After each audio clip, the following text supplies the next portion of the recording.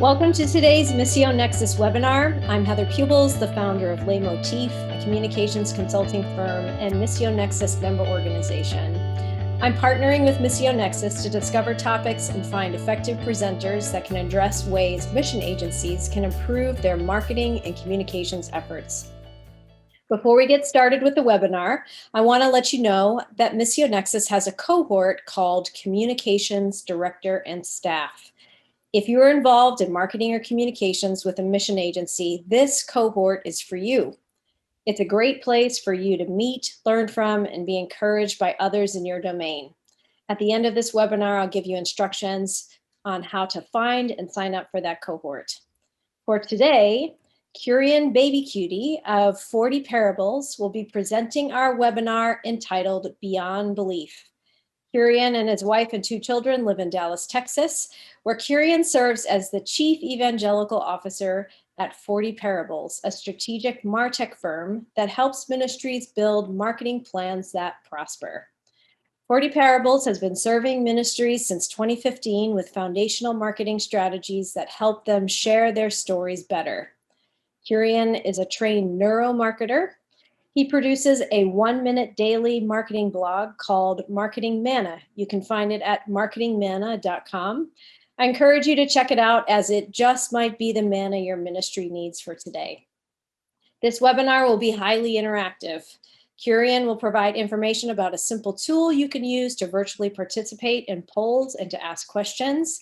You may be invited at different times to turn on your mic, to respond to or ask questions by voice, but keep your mic muted otherwise. I'll also be watching the Zoom chat panel for your other questions. Kurian, it's great to have you here with us today, and welcome. Well, Heather, thank you so much for the kind words, the introduction, and also the privilege to be here with everybody. Again, for everyone's information, I paid Heather a lot of good money to say this glorious introduction. Of course you did. I did, and if so, anyone's looking for a great return on investment, you know whom to call. Welcome to today's webinar, Beyond Belief. Let me just start sharing my screen. All right, I hope you can see this. If not, please unmute and let me know. My name is Kurian Baby Cutie, as Heather pointed out. It's like the Koreans, but with a U. My parents, unfortunately, were not thinking one bit when they named me. I'm reminded of this frequently when I call customer service and they go like, "Sir, can we get your first name?" And I go, "Korean. Can we spell that for me?" I go, K-U-R-I. Like, "Sir, can we try your last name?" I'm sure. Baby Cutie. Can we spell that for me? I'm like, B-A-B-Y. So can we go back to your first name and give that a shot? So God's got his way to humble me daily with a name like this. But pride I do have in serving as the Chief Evangelical Officer of 40 Parables. We're a small MarTech firm which helps ministries build marketing plans. We've been around for 5 years, and I say MarTech because today, without being in MarTeching, you cannot actually be successful with marketing. I'm originally from India, and so I talk super fast because when you're one among 1.4 or 1.5 billion people, if you're not loud or fast, you simply will not be heard. So I'm given about 45 minutes to talk and a little bit for Q&A, which means I'm going to fly through about 20 slides. And so if I'm too fast for you, please unmute, please interrupt me, and then I'll stop after a slide or two. I want this to be not just a useful webinar, I also want this to be one to remember. And so I've made it very interactive because I think webinars, again, we're all tired of webinar fatigue in 2020 and 2021. And I think you should get a chance to decide where we're going with this topic of Beyond Belief. So all I need for you is to have a phone or any other device near you that has another browser. So either it could be a phone, a tablet, something in your hand. It could even be another browser on the same device.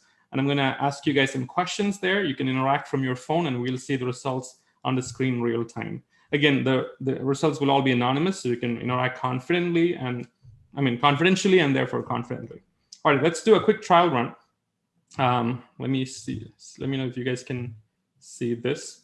So you guys know nothing about me. Can I ask you to go to menti.com on your phone, on your tablet, on any other device, and use this code 46420798.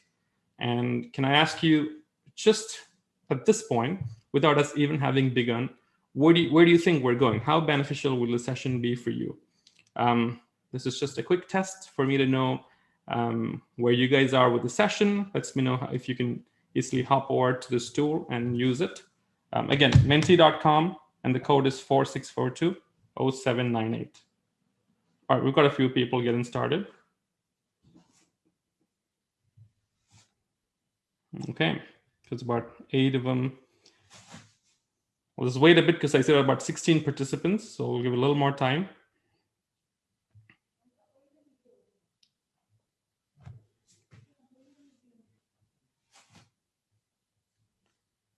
Okay. All right.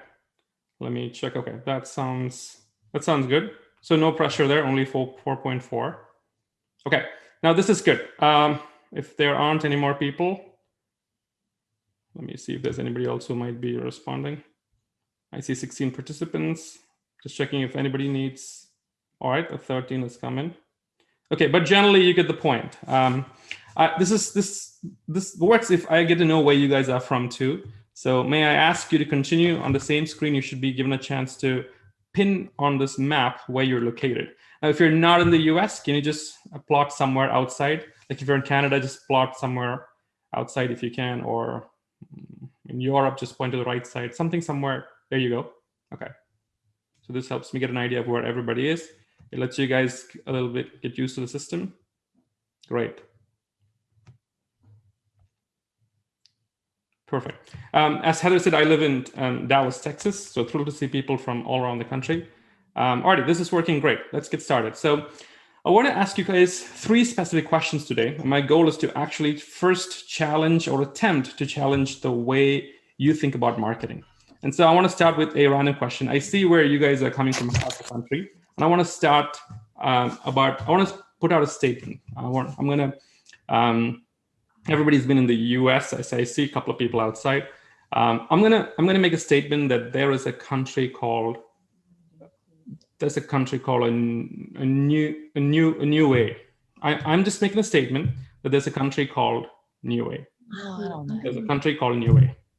My question is very simple. Do you believe my statement? Or again, do you believe my statement or do you not believe my statement? There is a country. There is a country called New Way. Do you believe it? Do you not believe it? And for those who are still in between, you have the option to say, I'm not sure. 11 people. All right. I thought there were 13. So I don't know if somebody's gonna, great, okay. So this is the part where I wanna ask you guys to unmute, please. Can I first ask the guys, a couple of them, who said, I disbelieve you. Why do you disbelieve me? I was categorically saying that there is a country called New Way. I've never heard of it. That's a good point. Okay, thank you. Anybody else? you're making it up. No, I was saying with joy, pride, and confidence that there's a country called New Way. But I hear you. I'm making it up. Any other reason? So you haven't heard of it. I'm making it up. Anybody else? I don't see it on a map. Sure. Okay. It sounded like you hesitated for a second. Let's remove the hesitation. Don't fall for my delivery, right? If not, I mean, these are good points. But if not, any other reason? Clicks with what I already know. Can you say that one more time, please? Did you say it fits with what you already know? I think, Chris, you said it doesn't fit with what you already know. Is that right? Sure. But let me, anybody else? Any other different point of view as to why you disbelieve me? Okay, let me jump to this person who said, I'm not sure. Can I ask this person, if you would speak up, why are you saying you're not sure? Why don't you just say, I disbelieve you? Isn't that the easier bit? Well, I wasn't sure, and so I figured I could either be wrong one way or wrong the other. So. But why didn't you take a stance one way? I mean, do you believe it to be true? I'm not sure. I have no information on either side. Okay, all right. Before I ask the other person who said I believe, let me ask you guys all another question. Back to your devices. So how many countries are there in the world? You guys are all in ministries. Most of them are international. You're serving folks around the world. Great Commission to the ends of the earth, unreached, reached people, places. A bunch. Sure, this is good.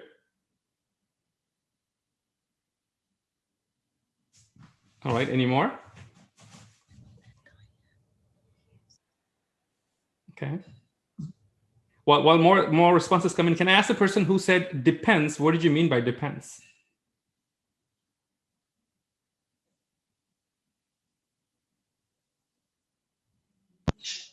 It depends on what criteria is used to determine what a country is. Do you have any examples? Like 1 or 2 criteria that give you a particular number?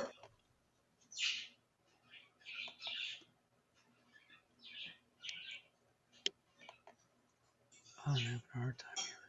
Hey, Chris, are you thinking of like Taiwan? Is that considered a country or not? Or Hong Kong, is that a country or not? Or maybe even like Palestine, Yeah, is the that what West Bank, things like that? I think he said he was having a hard time hearing. So Sure. Yeah. Okay. So technically, he is, if that's Chris, he's right. It really depends on which organization you are or who you're using as your benchmark. It goes all the way from 193 to 267. If you're the UN, it's 193 as of now. If you're ISO, the standards organization, it's 249. If it's FIFA, the football group, the soccer group, it's 267. So it really depends on which organization you are. But it's somewhere between 193, 267. For our purposes today, let's call it an even 200. My last question in this space. Do you guys know the names of all these countries?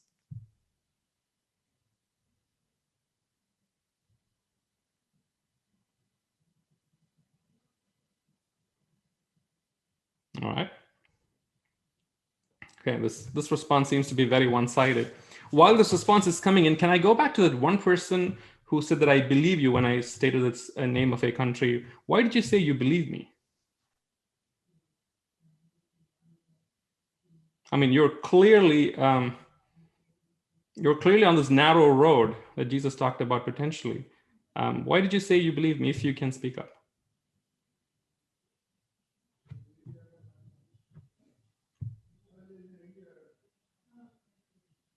Heather, I just want to check with you if I'm audible and loud and clear enough. I can hear you just fine. I'm not sure who that Sure, person no was. problem. Yep. If you'd like to speak up, great. If not, well, if you guys didn't take anything else away from today's session so far, or if you don't take anything else away from today, I hope I can teach you one new thing, because there is a country called Niue. It's pronounced exactly like I said. It is Niue. It is on the map. If it's not a country you knew before, it is there, and you can know about it today. It's towards the right or the east of Australia and New Zealand. You can see it on the map here. I picked it up from Wikipedia. Now, again, Wikipedia, we can all edit Wikipedia, but of all the sources, this gives you some idea of the authenticity of the brand. Plus, you can see this for yourself. It's got an international airport. From Los Angeles, you can fly there in like a day and a half. You can even book a ticket to Niue if you want. So there does exist a country called Niue. You can, again, check this on the phone for yourself. You can check this on your different browsers. But what I did want to ask is, I mean, you guys are struggling to believe that there is a country called Niue. Let me give you one more chance. Do you believe my statement now that there is a country called Niue?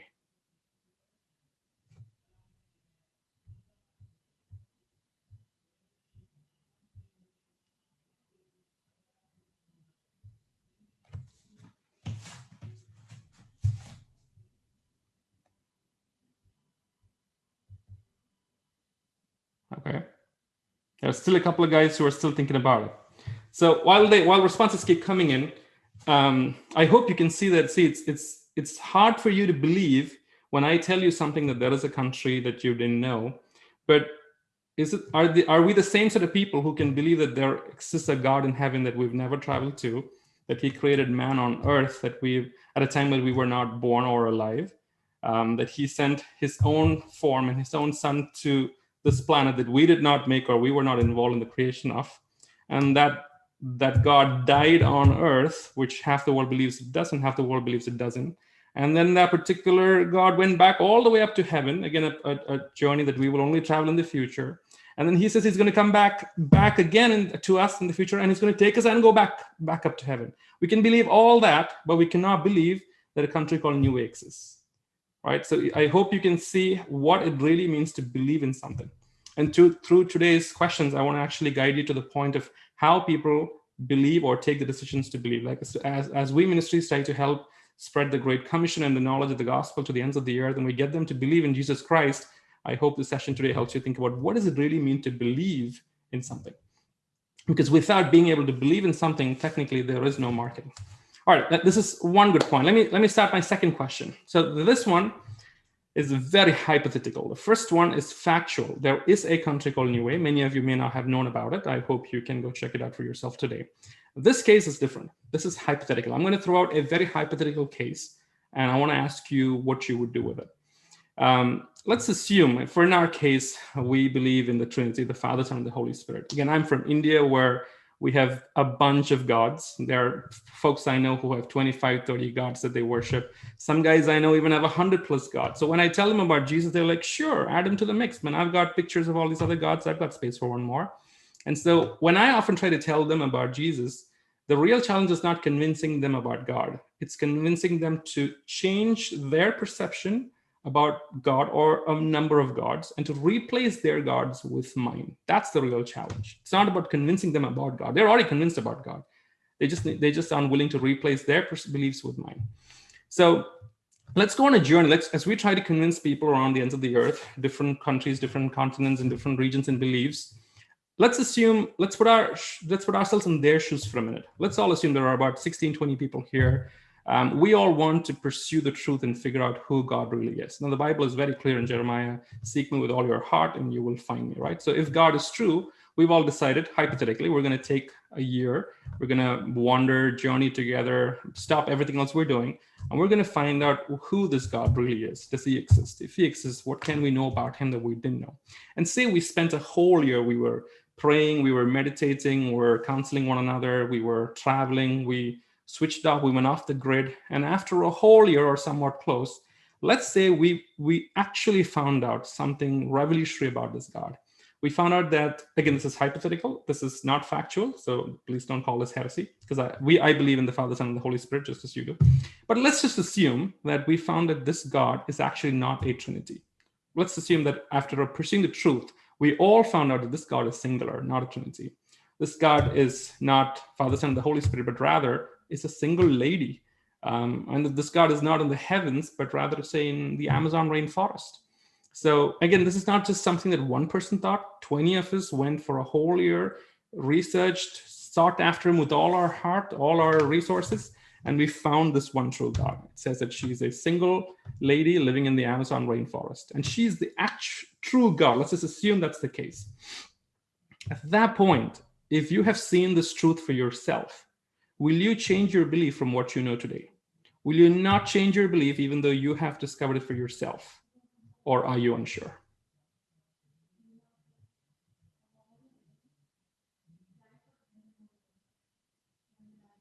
All right.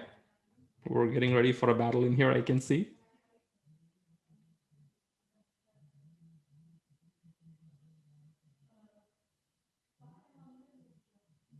Okay.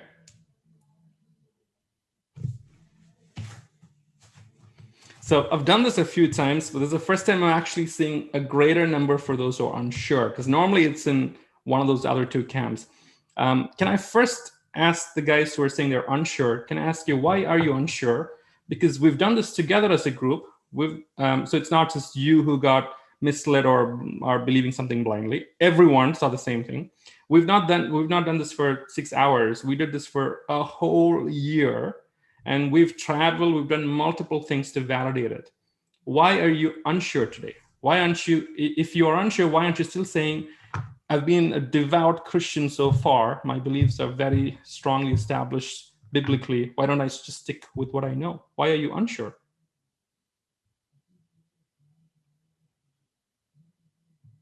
Can I ask someone to unmute and speak up, please?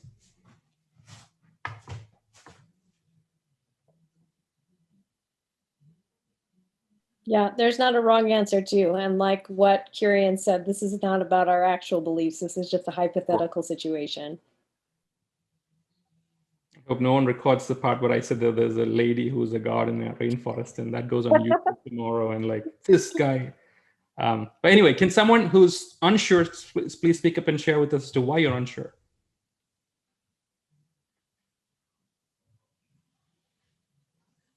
Anyone?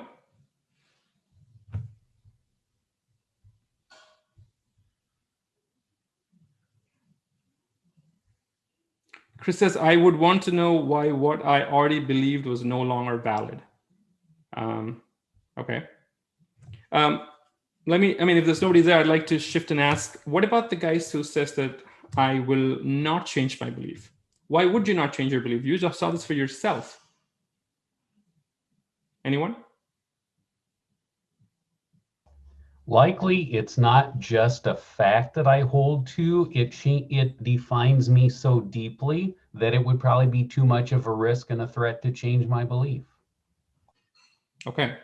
Now, when you were born and in some time you didn't know God really well, and then finally you decided to accept Jesus Christ, was that same process applicable there too? If I may ask? Probably not. I was 13, I was young, and certainly there was not some year-long exploration of potential religions. Sure. Okay. Anybody else? Thank you. Anybody else?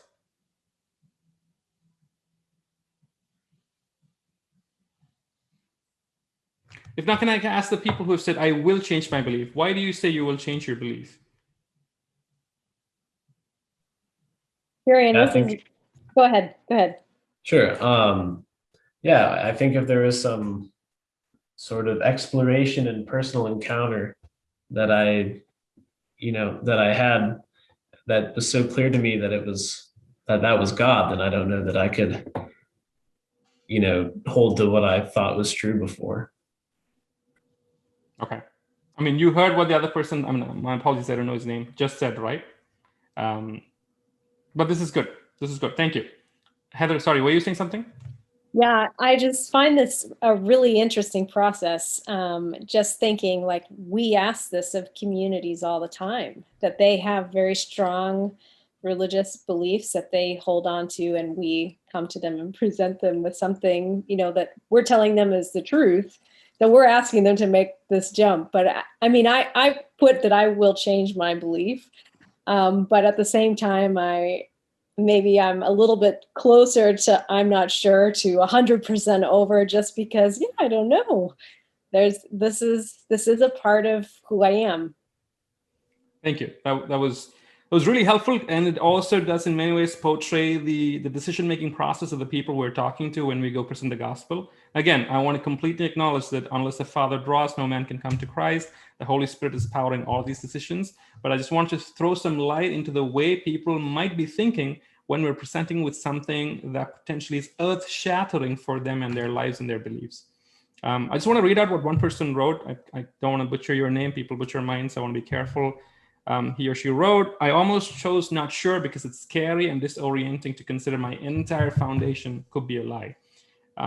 Now, this is often what marketing does. We believe something, we live it, we buy it, we are happy with it. And then somebody comes with a different message, tells you something else is better, something else is worth moving towards too. And then we consider whether we want to make this shift. When people say, go spread the gospel, go tell the news to the ends of the earth, it's a lot more complicated because of the human nature involved. And like I said, because it involves displacing and replacing rather than simply believing option A. Because this is not option A that already exists in many people, either multiple options or a strict adherence to the fact that none of these gods exist. There are no options, which itself is a god in itself. So I'm hoping you can see how even in your own group, like when it comes to really deciding to shift beliefs, you can see how in this one group, this is divided across the board. Let me ask my last question for the day. For those who are irritated, I hope this will be a welcome end. Irritated by my questions. This one, let me just get my question in. All right, this is about the solar system. Please don't jump to an answer yet. My questions are, what do you believe? Does the sun go around the earth? Does the earth go around the sun, or are you unsure? Please don't vote yet, because I want to explain what this really means. And when you vote, I would love for you to tell me why you think either one of these are true, either one of this is true. And I hope the answer is not because somebody told me. Because from day one, when we were born on Earth, every single day till today, we have seen that we see that the sun goes around the Earth. We live on an Earth where we cannot even feel it move a second in our lives, except for an occasional earthquake, but we cannot feel it move at all. And then we see the sun going around the Earth a day in and day out. Then we go to school, and then somebody tells us, our teachers tell us that no, it's the Earth that goes around the sun. What you see with your own eyes is not really happening. Something else that you cannot see with your eyes is reality and the truth. And somehow we go through the motions, and we let him tell us exactly that. And then we tell others too that no, what you're seeing is wrong. The sun goes around the Earth. Sorry, the Earth goes around the sun. What you're seeing is not right. What I want to ask you is, what do you guys actually know and think about this? Can you pick and tell me, either you can say, hey, the sun goes around the Earth because that's what I see, or I'm not sure about it, or the Earth goes around the sun. But can you also then tell me why you believe that? If you believe that the Earth goes around the sun, can you tell me from your knowledge, proof, wisdom, understanding, how that happens? Because I can't see it. Again, I'm not being a flat Earth conspiracy theorist here. Specifically, I just want to know how you think about it. So I hope that along with your vote, please go ahead and vote. Thank you for your patience. Along with your vote, I hope you can also tell me why you have voted for what you voted. And I hope it's not that somebody else told me, some scientist said so, some teacher said so, this book said so. Why do you think differently? All right, got a few people in. It's going to be a fiery battle between a planet and a star.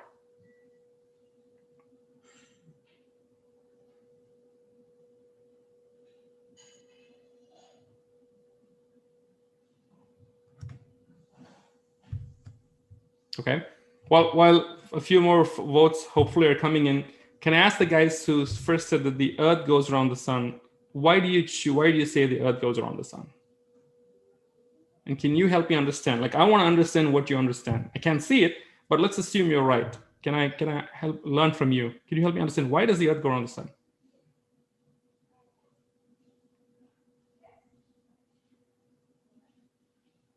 Anyone?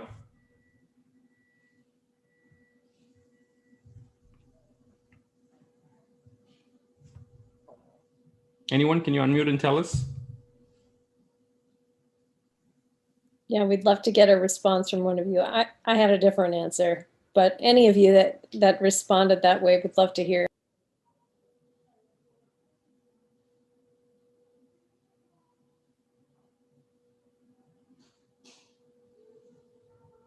I also hope more people will vote and tell us what they think. Meanwhile, Heather, do you just want to go and say what you had in mind? Even if you would otherwise? So I know you said, don't just say that it's because the teacher told you, but from my perspective, I'm just thinking, well, all of these different authority figures, many of them have told me, the sun goes around the Earth, and I'm influenced by what they think and believe and tell me, even though it's different than my experience. And I've seen like pictures, that people who work in that area. And so I trust what these people have told me. Sure. So just imagine the conversation when we're presenting the gospel to a bunch of people and they're like, I completely agree with you, but everybody in my city, in the temple I go to, in the mosque I go to, they all seem to be believing something else. And I agree with you, but I want to go believe what they believe in. Like, would that sound similar? Yeah, I definitely think so. And even as I'm thinking about some of the challenges that we encounter as we're trying to get people engaged in our mission agencies, you have a lot of people with very fixed ideas about what missions looks like, and your agency might not fit that. And I hadn't thought before, like, it's hard to get them to change their belief in what missions is supposed to be. Yeah. Okay. Chris says, if only by my own observation and daily experience, it appears the sun goes around the earth. Even our language indicates as it comes up, it crosses the sky, it goes down. Okay, thank you. Anybody else? Either way with your thoughts? I put that I wasn't sure because without relying on the words of other people, I cannot conclusively say either way. Sure. Okay. Thank you. I'm going to take a chance and pronounce the name is Galina. Galina says, I feel the same. I can see the sun impacting me directly. I don't see that the earth impacts the sun. So did you mean that the sun goes around the earth or the earth goes around the sun? I'm assuming you mean the sun goes around the earth, right? Okay, thank you. So in reality, the earth is actually going around the sun just as we have been taught. But that's not my point here. There are very many ways, especially as U Ministries, people who travel internationally, beginning with the flight map on your airline, you can start seeing very definite proof as to what would happen if the sun were to go around the earth. How would that be different from the earth going around the sun? There is very specific proof that if we actually put some effort, you don't have to spend a whole year and land up in the Amazon rainforest. You can find it before that. Very specific for us individually to challenge and find out. That would take another webinar, another day, so I'm not going there, but it is possible. Just like you potentially didn't know about New Year yesterday and you know about New Year today, it's very easily verifiable that this earth does go around the sun. But the problem I'm trying to point to is the fact that most of us have not researched it or found it out for ourselves. And when presented with a fork in the road, we're most likely to go, most likely, not always, most likely to go and say that we believe so because we were taught so, because it seems that everybody believes it, and I would be the odd guy to go against my belief, even though I can see it for myself day in and day out, and I have not seen the opposite happen a single day in my life, or I've ever heard the opposite happen a single day in thousands of years that mankind was on Earth. So you see how hard it is for us to actually believe in something, like even as something as simple as the sun, the earth, and the solar system. So I want to put these three things together that I talked about today. I began by talking about something on a world map that you could very easily, verifiably know for yourself. And a huge percentage of you chose to say that you do not believe in what I said. Here, can I ask this? I think there's one person who said, I believe you. Can I ask the one person, if I didn't before, can I ask them, why did you say you believe in me? When I said New Way.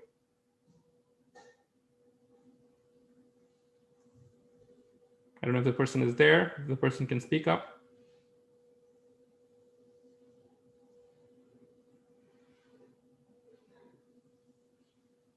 All right, so I'm assuming that person is not going to be able to speak up. Okay, let me see if the chat message is there.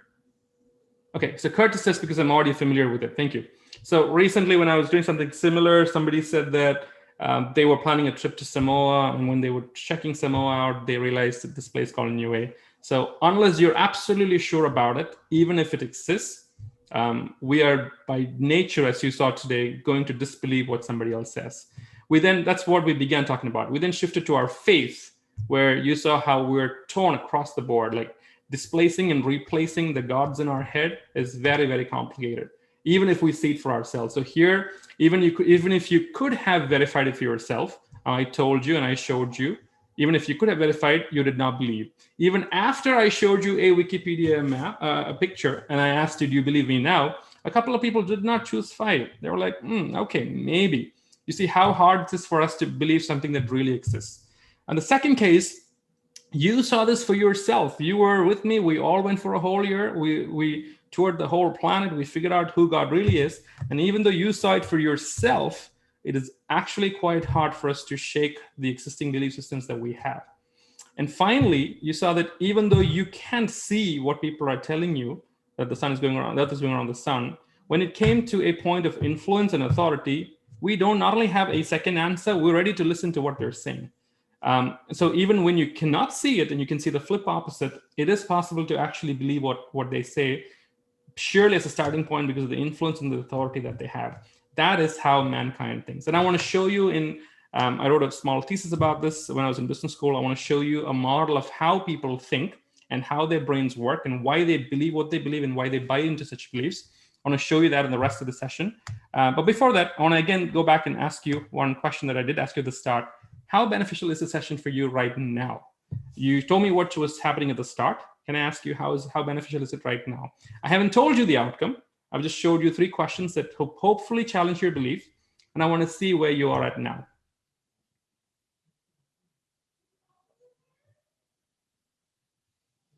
All right, if any more? Okay, so you can see the graph is actually going down. I'd love to know where more people are.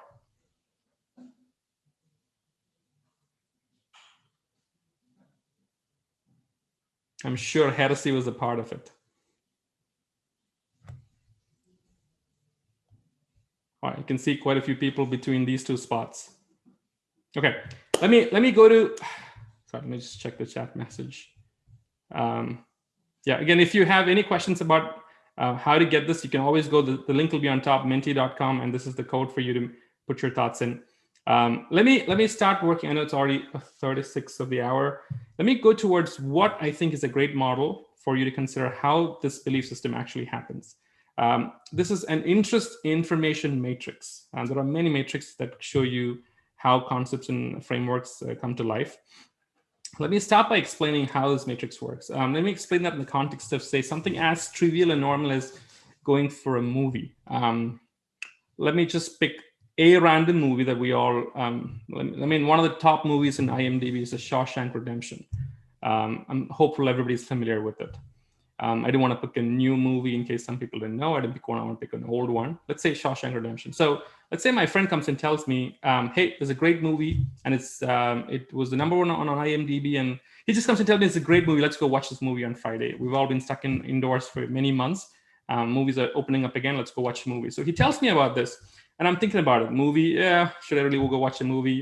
And he tells me it's a great one. It's IMDb #1. It was a hit for many years, and it's gone. And it's come back, it's doing a rerun. I'm thinking about it. And then he tells me there's Morgan Freeman in it. And so when I hear Morgan Freeman, maybe it's something that I'm desirous of or inclined to, or I know a little bit, like I love Morgan Freeman's baritone. And suddenly I actually desire, wait a minute, you said Morgan Freeman, he's a great actor. If he's in the movie, I'd like to know more. And then I go, tell me about it. So till now, I was only thinking, I was not taking any action. I was hearing what he was saying, and I was thinking about it. The minute I heard something that starts aligning with my interest, I take one small step. Tell me about it. I want to know more. I act on the information at this point, which I didn't all the way from here. He was telling me a few times about it till he mentioned Morgan Freeman, and boom, I acted upon it. Asked him to tell me more. So he said, it's this great story. It's not like the typical Morgan Freeman movie. It's got some negative characters, which are ultimately the heroes. It's got a prison break. It's really cool. It's #1. It's 8.4 on DB. And by this point, he has convinced me so much that I'm thinking, man, is it worth spending 2 hours on a Friday? I could have done this other thing, spending $10, $20 going there. Is it worth it? And I think about it. And then it says #1 IMDb. It's doing a rare rerun, and boom, let's go buy the ticket. So at this point, I've spent $20. I've bought the ticket. I still haven't watched the movie yet. I still don't know what it's truly about. I just know a quick preview about it from my friend. And throughout the weekend, I'm thinking about it. I see some reviews, and my belief is reinforced. I don't know if the sun really goes around the earth or vice versa, but everybody seems to be saying so. So my beliefs are getting stronger and stronger, and I'm starting to look forward to this. And at this point, I'm ready. I'm telling my friends I'm going to the movie. When they ask me, I still don't know about it. And then I finally get to the movie and I see it, and boom, I'm a fan of Shawshank Redemption. I then go telling my friends, hey, you should come for this movie. And they're like, no, I'm not interested. And then you start telling them why this movie is great. And so most often, it is at these threshold points that people go, boom. Till then, you can keep putting more information. But if it starts aligning with their interest at different points, they go from thinking about it first to desiring it a little bit, which causes take some action. At some threshold where the desire changes to belief, they actually want to buy into it. At that point, they still don't know. We still believe that the earth goes around the sun, and I still may not know it till I get to heaven and actually see it for myself. When I get to heaven, man, I'm going to be telling the whole world, now I know exactly how the earth goes around the sun, unlike what I thought before. So this is typically how people act, buy, and share beliefs, this is typically how marketing works. Let me show you let me point you a book. It's called Getting to Yes. It's a great negotiation book. It is a regular staple in almost all business school courses. I had one myself. I love the book. But in the essence of the book, there are 3 things for us to think about. Why should I buy? These are the questions that people are going to have to get answered in their head if they want to accept what we're saying. Why should I buy what you are offering me now or soon? We need to make sure that we can convince them in the argument. The Holy Spirit is great in helping us here, because otherwise this is not likely to have been convinced. They need to know why they should pick you. Even if you're not just telling them about Jesus, if your ministry is talking about something you're doing, signing up for your webinar, donating to your cause, supporting you, building partnerships with other people, they need to know why the value is there. They need to know why they should go with you and not with somebody else. And then they should know why that has to happen now versus sometime later. In fact, if you know about the Eisenhower matrix, it looks something like this. It's not exactly this. I've kind of adopted it for a marketing perspective. But typically, you just divide everything by what's important and what's urgent. If it's not important and not urgent, it's going to get ignored. If it's important but not urgent, you're going to think about it, but you're going to push it for later. If it's not important but it's urgent and you don't have the time for it, you're going to ask your team to do it. But what typically happens is that when it's important and urgent, you buy it. You buy into that belief, you buy the product, and you buy whatever is being sold. Now, this part, in my opinion, is pure sales. When, say, if Casper Mattress is a great example. Casper Mattress marketing philosophy and sales cycle runs for 365 days. Their point is that it takes you 365 days from the time you first hear about Casper to buy the mattress. It's a different kind of mattress. It's not the traditional one. It comes rolled up in a box. You can buy it at Costco or somewhere. If you don't like it, you can give it back. You can try it. You can sleep on a new mattress for 60, 90 days and give it back if you don't like it. And they will refund the money back. So I did buy Casper mattress and I want to check it out myself. And Casper is true. Like I don't think I waited for a whole year, but about 6 to 8 months, I did some research. I compared why Casper is better than Nectar, is better than some Sears options. So when they told me about Casper, I was somewhere here. I was checking it, but I was not ready to buy it yet. I was thinking about it. I put it off later. Sometimes I would research. I would pass it around. The more I got interested in what Casper is doing, I'm evaluating the cost of my mattress. I'm like, this is a serious thing. And again, I won't be able to put Casper on our bed unless my wife also agrees, because she's half the bed is hers. So I told her at some point, I delegated to her, hey, I think this is a great mattress. I think you should check it out. Check out the reviews, see it for yourself. And so she checked it out too. So I deferred it for some time. I delegated. We were looking about it. This stat seemed interesting. Again, we're no pressure to buy. The existing mattress is working just as perfectly well. And this keeps going on. And suddenly one day I see on Costco, there's a deal. Casper's brought its price down by $200 on Costco. And that moment that aligned, boom, we chucked where we were deferring, where we were delegating, and we went and bought the mattress. And that's typically how marketing works. But I just want to align expectations. When we go and tell them A, B, and C, this is how you change your belief, the mankind faith system will not let them change their beliefs so quickly. Now, I have an exercise for you. I want to ask you, it's worthless to just give you some theory points and walk away calling it a webinar. Let's put that in practice and see if any of you have been actually helped by this. Think about your ministries and think about when your ministry is being presented either to donors or for program engagement or for actual beneficiaries. When the message comes from your ministry to its intended recipient, where on this graph is your ministry? Can I start with first, where on this graph is your benchmark ministry? Somebody you would like to be like, somebody you're holding in high esteem, you're looking up to. Where are they on this graph? When they say things, where do people put down this graph? Is it important? Is it urgent? That's number one. The second one is, where are you in 2021? And ideally, where would you like to be in some years from now? Can you guys go to your devices again? You get 3 options to vote, and that'll show you how you think, and it'll also show you how everybody else thinks, so you get an idea where we are and how our ministries are operating.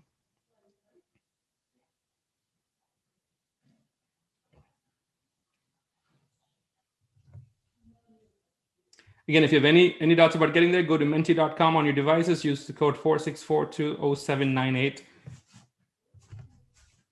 Let me know where you think your ideal benchmark ministry, the one in your space, is, where you guys are in 2021, and ideally where you should be in 2025. Now, even as you put this, I can explain what I showed you the difference of importance and urgency. Importance is where you're taking a decision. Urgency is when you need a whole team to take a decision. Just some examples for, you can see where people are voting. Some guys are voting to the extreme right, to the extreme left. Generally where the midpoint for all these points is for the benchmark ministries, and where you guys are now, and ideally where you guys want to move to in the future.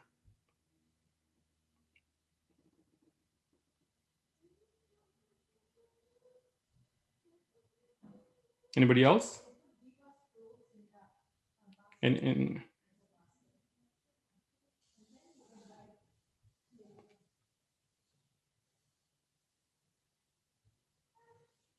okay, this is helpful.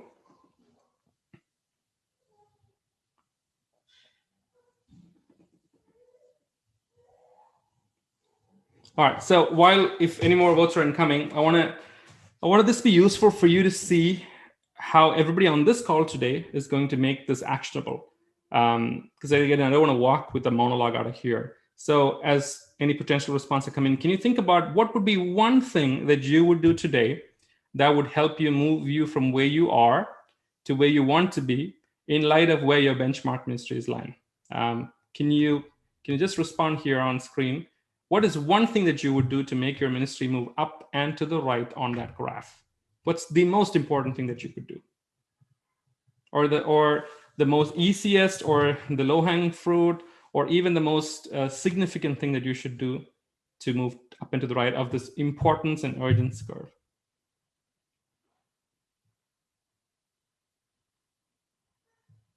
It lets you type in a word, a phrase, a sentence, a paragraph, hopefully not more.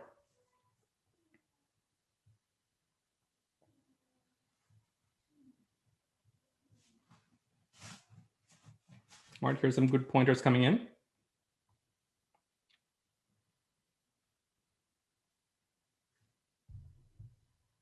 The second point is a great point. I'm hoping more are coming in.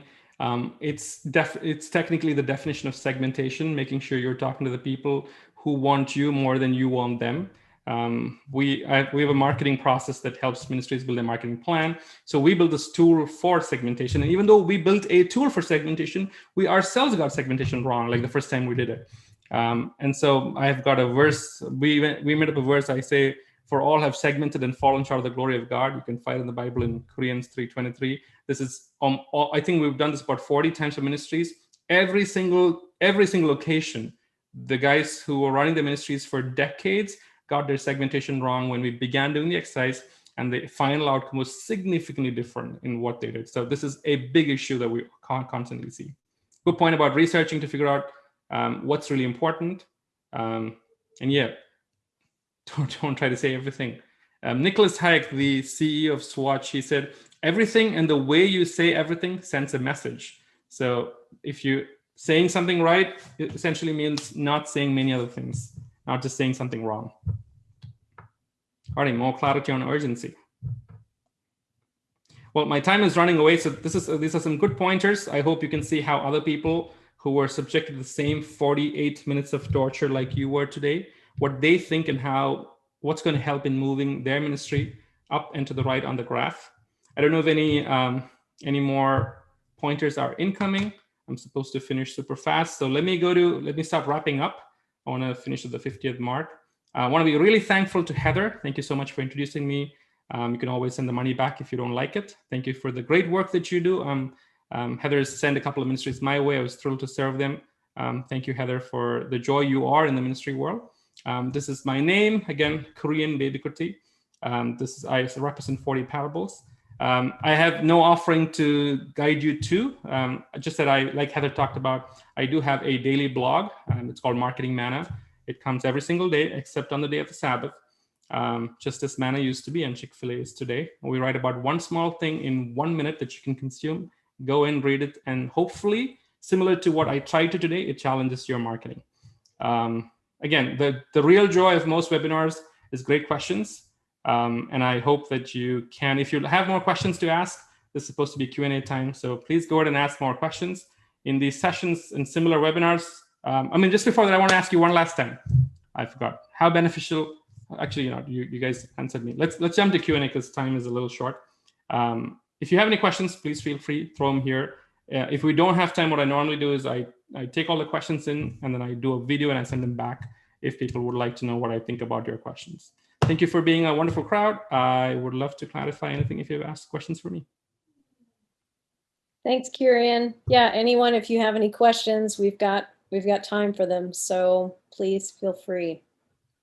And you can voice them, or if you want to put them in the chat, that's fine too.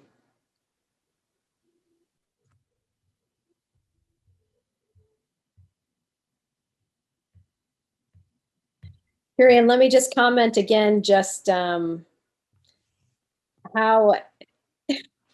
much this really made me think of, again, like what I said, what we ask people to do who come with a different set of beliefs than ours. And also just as communications and marketing people working in missions, what we're asking people in the church to do, to engage with us, what we're asking them to believe, why we tell them that our ministries are important or urgent, or sometimes I think we kind of downplay it. Well, it's not that big a deal or whatever, and how that is hindering people's engagement with us. So thank you very much. You're welcome. Again, it's not just about faith and belief. Like I mentioned, Casper. Casper told me this is a great mattress, buy it. My instant answer was no, I'm not going to buy it. But Casper thought it's doing its best. Again, it had a clear plan for 365 days because it knew that I'm not going to say yes on day one. And it knew exactly what kind of information at which point, in which mode of aligning interest with me, it needs to throw in, so that in a year from now, it could actually get me to move all the way from thinking, desiring, believing. And now, again, I'm sharing about Casper, a mattress I bought on a webinar, and they don't even know about it. So yeah, excellent. Yep. It's not just about our faith. All right, let me start with some of the questions here. What recommendations do you have for applying this for our marketing? The first suggestion I have is to really understand what marketing is and what sales is. And like when we're going with our message, regardless of what kind of ministry you are, church-based, nonprofit-based, to know that marketing's primary goal is to help people move this new thinking, defer it forward, delegate it as needed. It's going to take some time. By default, their natural approach is to say no. So marketing's goal is primarily to challenge the status quo. It's to help us to move towards a completely different thinking. I mean, buying is not our goal when we try to market. We're first trying to get them to change their belief system. Why is this mattress far more expensive? Actually far more cheaper, but why is it really the best optimal shot for me? So to get them, even to align our marketing plans, our marketing expectations, when a few ministries come to us, they're like, hey, we'd like a marketing plan for running a webinar. And so I'm like, you mean a sales plan? You just want them to run quickly, just come to the webinar. You're not creating any resource. And so even knowing the difference between marketing and sales is a great starting point. Secondly, knowing what does it mean for you to invest in marketing, like as specific activities you do. That's going to be important. There are a couple of questions. Hold on, sorry, let me see, go back to the other one. Sorry.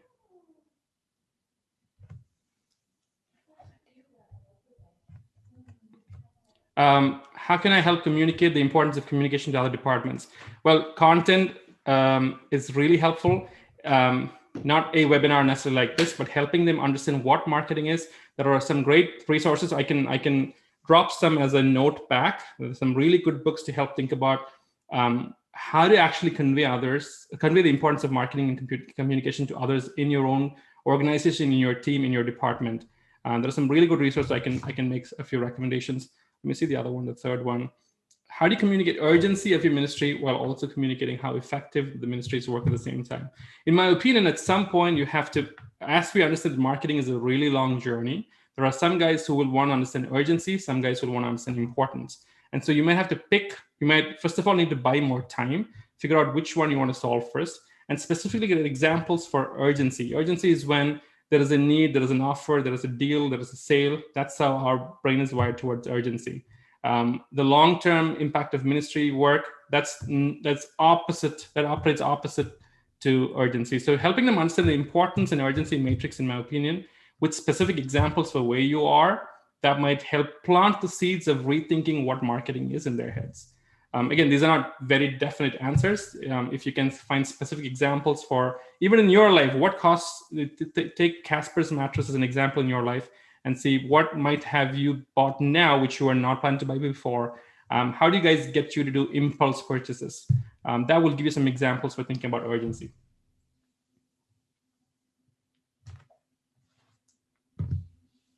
This is great. Thank you for these questions. And Kirian, that question that was the one previous to this, I think a lot of missions, the one before that actually, a lot of mission communication and marketing staff, I think, struggle with people in their organization not thinking that what they do is that important or that critical to the ministry. So yeah, any resources you have, I think will be very beneficial. I'm on LinkedIn every day, and this is guy who wrote that life is too short to work for a CEO who doesn't get marketing. Now, typically that's not a posture in the ministry world, but I can tell you, having worked with a few, not many ministries, most ministries have a bigger obstacle towards, in getting to marketing than many other secular organizations do. And I believe that if you're already in a team and you're trying to help communicate the importance, just like a marketing company, just like Casper would invest in helping us understand why this matters is important, apart from us having to do our marketing work, in my opinion, we need to significantly reallocate time to helping our own team members understand why we're marketing. So even in our team internally, we do chalk out significant time every week to do two things. One, research what are good marketing examples. How is this organization getting it right? How are we not getting it right? Figuring out how can I show them simpler points that can move them forward in their marketing thinking. How can I keep giving this every week so that in every week I'm used to learning something more about marketing?